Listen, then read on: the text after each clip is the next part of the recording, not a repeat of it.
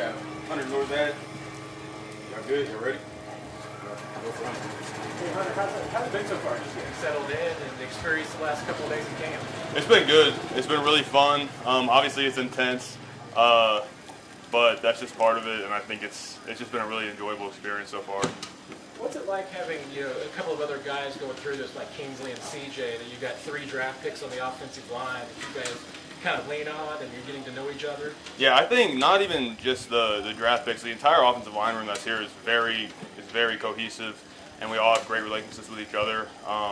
And so it's not really one person leaning on another; it's everybody leaning on each other. And I think it's the room and the culture that has been built here in the offensive line room is extremely good. What's your impression of where Coach Heck is going to want to have you working this camp? I'm working everywhere, so I'm not a specific position person. I'm going to do anything they want me to. If they want me to go get water, I'll do that. So I'll do whatever they need me to do. You talked about the culture of the O-line room. It's really good. What leads you to say that? What reasons do you have for that? Just the way the vets have been extremely helpful in everything since the rookies have gotten here during OTAs, not just football stuff, but personal stuff, stuff about Kansas City, including us and stuff they do when it comes to charities and stuff like that. And so everybody, all the older vets, have just been such a great resource for all of us. Can you give us a specific example of that? Yeah, we've been to, I think, 3 charity events that were led by one of the vets, and they included the rookies and stuff. They have, like, if I have questions about where to live, for example, in Kansas City or stuff like that, everybody's super helpful to answer. And then obviously if I have a question about scheme or a question about a play, one of the older guys is going to immediately help me and make sure that I know what's going on. What was your first thought when you walked in the door for the first time? I honestly thought it was pretty nice. I didn't know it was like a double room. That was a single. I rented a mattress, so I got like 2 twin size bed frames stuck together against the wall, and I got a queen mattress right in the middle. I scooted some drawers over for a little nightstand. The AC's pumping all the time, so it's like 63 degrees in there. It's nice, honestly. Is there room? I know you have a roommate. Is there room for y'all to do all that? Oh yeah, no. So the way Can I talk about this? the way it works is it's like a suite. So usually I'm pretty sure the dorms is like there's one room that has 2 people. They share a bathroom. There's another room that has 2 people. The way they do it for us is they take a 2-person room and just put one of us in there. Hey, Hunter, you talked about the Veterans Sunday, first practice with the veterans at training camp and with all the fans going to be here. What are your expectations for coming up on Sunday? I am just excited to see how it goes. It's just pure excitement really coursing through my veins, so I don't really have any expectations exactly. What's it like working with Pat? It's great. It's awesome. You see some of the stuff he can do on the field, and the way he can direct the huddle and stuff like that is great. And I'm just really grateful for the opportunity to get to snap to a quarterback like that. I know learning the playbook can be difficult for some rookies coming in. How have you adjusted to it, and what are you expecting to have this sport?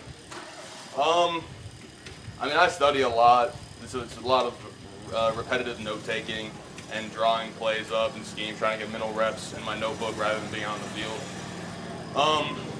But the playbook is very big. There's a lot of details, I think, is the biggest difference. There's so many details to go with everything, and it's really just how much time you're going to put in. And I put in a lot of time off the field and out of meetings. You talked about your dorm room. It looked like you brought a Lego orchid in the other day. Tell us a little about that. Yeah, I did. I'm a big Lego guy. I've said that in interviews before, so I brought like one of my smaller sets just to have a piece of home with me.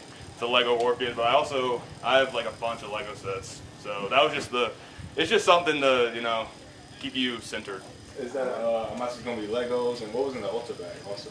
The Ultra bag was shampoo and conditioner. How much do you think you can take away from a guy like Creed Humphrey, once it does get here? I don't even think it's a tangible amount. You know what I mean? He has so much to give when it comes to knowledge and scheme, and also technique in his play. You watch him play, he is an extremely, extremely talented center. So I'm gonna do my best to try to get every ounce of knowledge out of him. What do you want to show most throughout this camp? Obviously this is going to be a new experience, but have you sort of decided what you want to show most over the next month?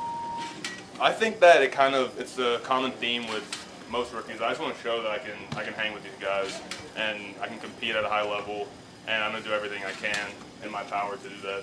We'll go a couple more. Let me get her back there. What type of Lego sets do you have? I have so I have the Lego Orchid. I have a Coliseum, which is like a 10,000 piece set, like this big and like this tall. I have a Bugatti that's like this big. I have an F-150 that's like this big. Dodge Challenger. I have a crane that moves. What's the other one I have? I have another big one here. Oh my god, a Formula One car. Do you have like a whole A shelving unit? Yeah. I'm planning on getting one. So. How old were you when you started your interest in this? Young. I had a Lego Batmobile when I was like 8. I think I got it for Christmas, and I built it over Christmas break.